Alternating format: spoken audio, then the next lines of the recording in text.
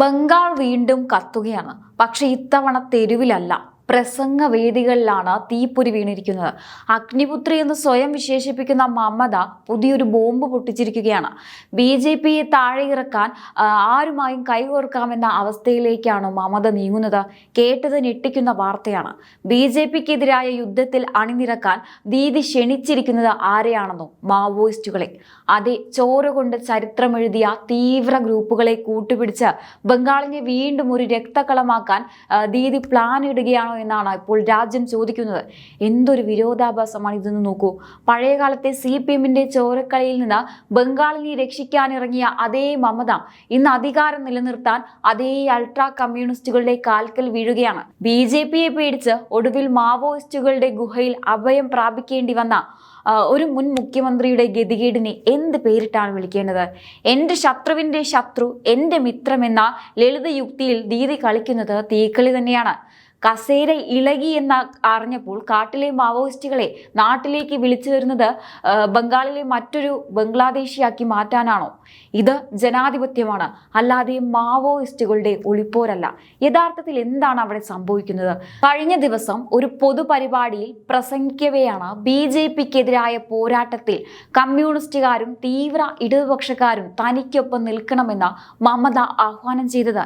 ഇവിടെയാണ് ultra left അഥവാ ultra communist എന്ന പ്രയോഗം വിവാദമായത്. രാഷ്ട്രീയ നിരീക്ഷകർ പറയുന്നത് ഈ വാക്ക് മാവോയിസ്റ്റുകളെ ഉദ്ദേശിച്ചാണെന്നാണ്.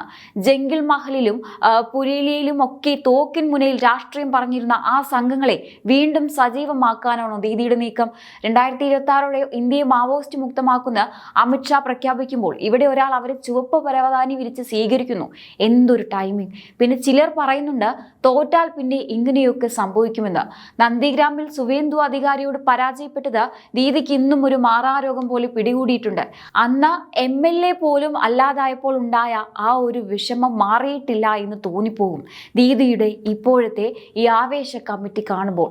ഭവാനിപൂരിൽ നിന്ന് എങ്ങനെയൊക്കെയോ ജയിച്ച് കയറിയെങ്കിലും ആ പഴയ ബ്രാൻഡ് വാലി ഇടിഞ്ഞോ എന്ന പേടിയുണ്ട്. ആ പേടി മാറ്റാൻ വേണ്ടി മാവോയിസ്റ്റുകളെ വിളിക്കുകയാണ്. പുലിയെ പേടിച്ച സിംഹത്തിന്റെ വായിൽ തലയിടുന്നത് പോലെയല്ലേ ഇത്? ഇതിനെയാണോ ജെൻസി വിപ്ലവം എന്ന് നിങ്ങൾ വിശേഷിപ്പിക്കുന്നത്? ബംഗ്ലാദേശിലെ വിദ്യാർത്ഥി സമരം കണ്ട് ആവേശം കയറി ഇവിടെയും കലാപം നടത്താൻ നോക്കിയാൽ കൈപൊള്ളുമെന്ന് ഓർക്കുന്നത് നന്നായിരിക്കും. എന്നാൽ മമതയുടെ അനുനായികൾക്ക് പറയാൻ മറ്റൊരു വശമുണ്ട്. അവർ പറയുന്നത് BJPയുടെ വർഗീയ രാഷ്ട്രീയത്തെ ചെറുക്കാൻ എല്ലാ മതേതര ഇടതുപക്ഷ ശക്തികളും ഒന്നിക്കണമെന്നാണ് ഉദ്ദേശിക്കുന്നത്. BJP കേന്ദ്ര ഏജൻസികളെ ഉപയോഗിച്ച് ബംഗാളിനെ ശ്വാസം മുട്ടിക്കുമ്പോൾ ജനാധിപത്യം സംരക്ഷിക്കാൻ വിട്ടുവീഴ്ചയില്ലാത്ത പോരാട്ടം നയിക്കുന്ന ഒരേ ഒരു നേതാവ് മമതയാണെന്നാണ് അവർ വാദിക്കുന്നത്. ഏതറ്റവും വരെ പോയി BJPയെ തടയുക എന്നത് ദീദിയുടെ നിശ്ചയദാർഢ്യമാണ് ഇതിലൂടെ വ്യക്തമാകുന്നത്. പക്ഷെ ഒരു കാര്യം ഉറപ്പാണ്, ബംഗാളിലെ മണ്ണ് വീണ്ടും രാഷ്ട്രീയ സംഘർഷങ്ങളുടെ കേന്ദ്രമായി മാറുകയാണ്.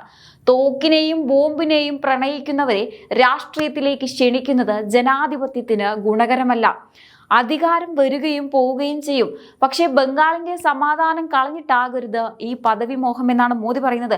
തോറ്റവന്റെ വാശിയാണോ അതോ വിജയിക്കാൻ പോകുന്നവന്റെ തന്ത്രമാണോ ഇതൊക്കെയെന്ന് കാലം തെളിയിക്കും. പക്ഷെ കഥ ഇവിടെയും തീരുന്നില്ല. ദീദിയുടെ ഈ അൾട്രാ പ്രസംഗം കേട്ട് അന്തം വിട്ടിരിക്കുന്നത് BJP മാത്രമല്ല, സാക്ഷാൽ CPM കൂടിയാണ്.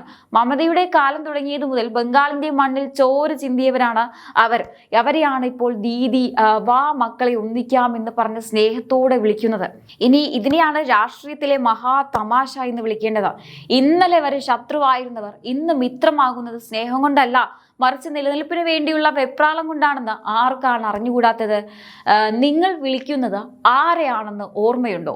നിയമം മൂലം നിരോധിക്കപ്പെട്ട ജനാധിപത്യത്തിൽ വിശ്വസിക്കാത്ത, തോക്കിൻ കുഴലിലൂടെ വിപ്ലവം വരുമെന്ന് വിശ്വസിക്കുന്നവരെയാണ് നിങ്ങൾ BJPക്കെതിരെ യുദ്ധം ചെയ്യാൻ ക്ഷണിക്കുന്നത്. ഇത് കേട്ടാൽ തോന്നും ബംഗാൾ ഇന്ത്യയിലല്ല, മറിച്ച് ഏതോ ആഭ്യന്തര യുദ്ധം നടക്കുന്ന രാജ്യമാണെന്ന്. രാഷ്ട്രീയത്തിൽ എതിർപ്പുകൾ ഉണ്ടാകാം, പക്ഷേ അതിന് മാവോയിസ്റ്റുകളെയും തീവ്ര ഇടത് ഗ്രൂപ്പുകളെയും കൂട്ടുപിടിക്കുന്നത് വീട് കത്തുമ്പോൾ വാഴ വെട്ടുന്ന പരിപാടിയാണ്. BJPയെ തോൽപ്പിക്കാൻ ബംഗാളിനെ തീക്കൊള്ളി കൊണ്ട് തലചൊറിയുന്ന അവസ്ഥയിലേക്ക് മാറോ? ഇനി മറ്റൊരു കാര്യം കൂടി ഇതിലുണ്ട്. അയൽരാജ്യമായ ബംഗ്ലാദേശിൽ നടന്ന വിദ്യാർത്ഥി പ്രക്ഷോഭത്തെയും ഷെയ്ഖ് ഹസീനയുടെ പതനത്തെയും ദീദി നോക്കിക്കാണുന്നത് ഒരു മാതൃകയായിട്ടാണോ എന്ന് സംശയിക്കേണ്ടിയിരിക്കുന്നു. അവിടുത്തെ പോലെ ഇവിടെയും ഒരു ജനകീയ കലാപം ഉണ്ടാക്കി കേന്ദ്ര സർക്കാരിനെ വെല്ലുവിളിക്കാമെന്നാണ് ദീദി കണക്ക് കൂട്ടുന്നതെങ്കിൽ തെറ്റി. ഇത് ബംഗ്ലാദേശ് അല്ല, ഇത് ഇന്ത്യയാണ്. ഇവിടെ ഭരണഘടനയുണ്ട്, നിയമമുണ്ട്. വിദ്യാർത്ഥികളെ രാഷ്ട്രീയ ലാഭത്തിന് വേണ്ടി കലാപത്തിന് പ്രേരിപ്പിക്കുന്നത് ഒരു മുൻ മുഖ്യമന്ത്രിക്ക് ചേർന്ന പണിയാണോ? ഇനി നമുക്ക് മമതയുടെ ഈ ലോജിക് ഒന്ന് പരിശോധിക്കാം. മാവോയിസ്റ്റുകൾ വന്നാൽ BJP പേടിക്കുമെന്നാണോ ദീദി കരുതുന്നത്? അതോ തോൽവി ഭയന്ന പഴയ ശത്രുക്കളെ കൂട്ടുപിടിച്ച് ഒരു മഹാസഖ്യം ഉണ്ടാക്കുകയാണോ? മാധ്യമങ്ങളുടെ വെളിച്ചത്തിൽ നിന്ന് പുറത്തായപ്പോൾ, നിയമസഭയിൽ പോലും പഴയ പ്രതാപം ഇല്ലാതായപ്പോൾ വീണ്ടും വാർത്തകളിൽ നിറയാൻ ഇതിലും നല്ലൊരു വഴി വേറെയില്ല. പണ്ട് നന്ദിഗ്രാമിലും മറ്റും കാണിച്ച അതേ അടവുകൾ 2026-ലും ഏൽക്കുമെന്ന് കരുതുന്നത് വെറും വ്യാമോഹം മാത്രമാണ്. തോക്ക് കയ്യിലുള്ളവൻ നിങ്ങളുടെ കൂടെ നിൽക്കുന്നത് നിങ്ങളെ സ്നേഹിക്കുന്നത് കൊണ്ടല്ല, മറിച്ച് അവർക്ക് വരാൻ ഒരു വഴി ഒരുക്കി കൊടുത്തത് കൊണ്ടാണ്. ആ വഴിയിലൂടെ അവർ വരുന്നത് നിങ്ങളുടെ കസേര സംരക്ഷിക്കാനല്ല, മറിച്ച് ബംഗാളിന്റെ സമാധാനം തകർക്കാനായിരിക്കും. അമിത്ഷാ പറഞ്ഞതുപോലെ 2026-ൽ മാവോയിസ്റ്റ് മുക്ത ഇന്ത്യ ഉണ്ടാകുമോ ഇല്ലയോ എന്ന് നമുക്ക് കാണാം. പക്ഷേ അതിനു മുമ്പ് ബംഗാളിനെ ഒരു കലാപഭൂമിയാക്കി മാറ്റാനുള്ള ദീദിയുടെ ഈ നീക്കങ്ങൾ ജനങ്ങൾ തിരിച്ചറിഞ്ഞു. ഈ ചർച്ചകൾ ഇവിടെ അവസാനിക്കുമ്പോൾ വലിയൊരു ചോദ്യം ബാക്കിയാവുകയാണ്. പശ്ചിമ ബംഗാളിന്റെ മണ്ണിൽ നാം കണ്ടുകൊണ്ടിരിക്കുന്നത് വെറും ഒരു രാഷ്ട്രീയ പോരാട്ടമാണോ, അതോ അധികാരത്തിന് വേണ്ടി എന്ത് വിട്ടുവീഴ്ചയ്ക്കും തയ്യാറാകുന്ന ഒരു അപകടകരമായ പ്രവണതയുടെ തുടക്കമാണോ? മമതാ ബാനർജി എന്ന ഭരണാധികാരി തന്റെ രാഷ്ട്രീയ നിലനിൽപ്പിന് വേണ്ടി വിഘടനവാദ ചിന്താഗതിക്കാരെയും തീവ്ര ഗ്രൂപ്പുകളെയും ചേർത്ത് പിടിക്കുമ്പോൾ അവർ തോൽപ്പിക്കുന്നത് ആരെയാണ്? ഇന്ത്യൻ ജനാധിപത്യത്തെയും ഭരണഘടനയെയും അല്ലേ? അൾട്രാ ലെഫ്റ്റ് എന്ന് ദീദി പേരിട്ട് വിളിക്കുന്നവർ ആരാണെന്ന് ചരിത്രം നമുക്ക് പറഞ്ഞു തന്നിട്ടുണ്ട്.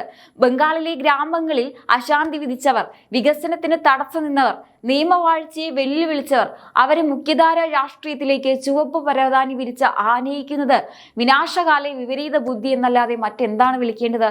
കേന്ദ്രത്തിന്റെ മാവോയിസ്റ്റ് മുക്ത ഭാരതം എന്ന ലക്ഷ്യത്തിന് തുരങ്കം വെക്കാൻ നോക്കുന്നത് രാജ്യസുരക്ഷയെ തന്നെ ബാധിക്കുന്ന ഒന്നാണ്.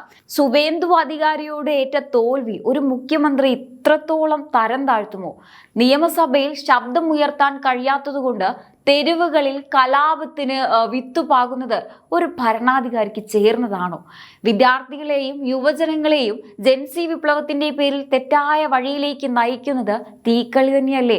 അയൽരാജ്യങ്ങളിലെ അരാജകത്വം കണ്ട് ആവേശം കൊള്ളുന്നവർ ഓർക്കുക, ഈ അരാജകത്വം കൊണ്ട് വികസനമോ സമാധാനമോ ഉണ്ടാകില്ല. BJP എന്ന രാഷ്ട്രീയ എതിരാളിയെ നേരിടാൻ ജനാധിപത്യപരമായ എത്രയോ വഴികളുണ്ട്. അതിനു പകരം കാട്ടുനീതിയെ കൂട്ടുപിടിക്കുന്നത് ബംഗാളിനെ വീണ്ടും ഇരുണ്ട യുഗത്തിലേക്ക് തള്ളിവിടുകയാണ്. ഇനി നമുക്ക് കുറച്ചുകൂടി പുറകോട്ട് ചിന്തിക്കാം. ആരാണ് ഈ മമതാ ബാനർജി? ബംഗാളിലെ 34 വർഷത്തെ ഇടതുകോട്ട തകർത്തെറിഞ്ഞ ആള്. അന്ന് അവർക്കൊപ്പം നിന്നത് ഇവിടുത്തെ സാധാരണക്കാരായ ജനങ്ങളായിരുന്നു. എന്നാൽ ഇന്ന് അതേ മമതയ്ക്ക് BJPയെ നേരിടാൻ പഴയ ശത്രുക്കളെയും സഹായം തേടേണ്ടി വരുന്നുവെങ്കിൽ അവിടെയാണ് ദീദിയുടെ രാഷ്ട്രീയ പതനം നാം കാണുന്നത്. ഇന്ത്യ ഇന്ന് നിൽക്കുന്നത് എവിടെയാണ്?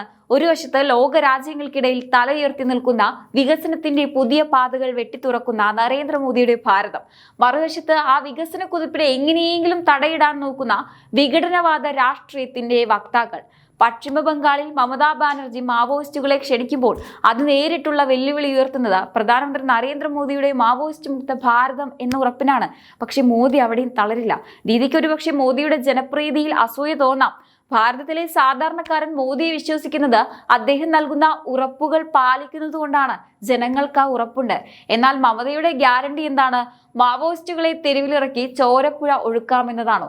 140 കോടി ജനങ്ങൾ മോദിക്കൊപ്പം നിൽക്കുമ്പോൾ ഒരു പിടി വിഘടനവാദികളെ കൂട്ടുപിടിച്ച് ജനാധിപത്യത്തെ അട്ടിമറിക്കാമെന്ന് കരുതുന്നത് വെറും പകൽക്കിനാവ് മാത്രമാണ്. എന്തായാലും ഈ ഒരു വിഷയത്തെക്കുറിച്ചുള്ള നിങ്ങളുടെ അഭിപ്രായങ്ങൾ തീർച്ചയായിട്ടും കമന്റ് ബോക്സിൽ രേഖപ്പെടുത്തുക. മറ്റൊരു വിഷയമായി വീണ്ടും കാണാം. നന്ദി.